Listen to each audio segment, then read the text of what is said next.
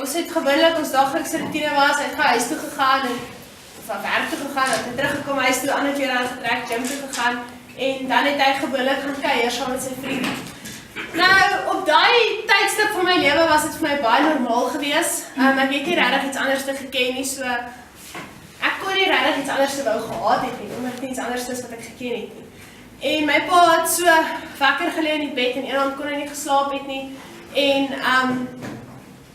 hy kon nie geslaap het nie, hy het wakker gelê in die bed en hy het die boek opgetel langs sy bedkas en gelê. En dit was nie 'n Christelike boek nie, maar in die boek het daar iets gebeur en daar het 'n ou in die pad gelê en hy was dood. En die vraag het my pa opgekom, as jy daar gelê het, waarheen sy gegaan het.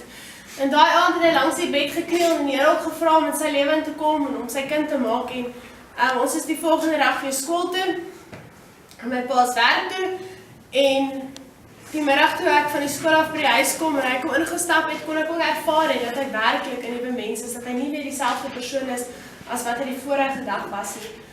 Daardie het ek ook 'n groot voorreg gehad om op 'n jong ouderdom te kan beleef vir die Here, as die Here in 'n situasie intree, dit werklik kan verander.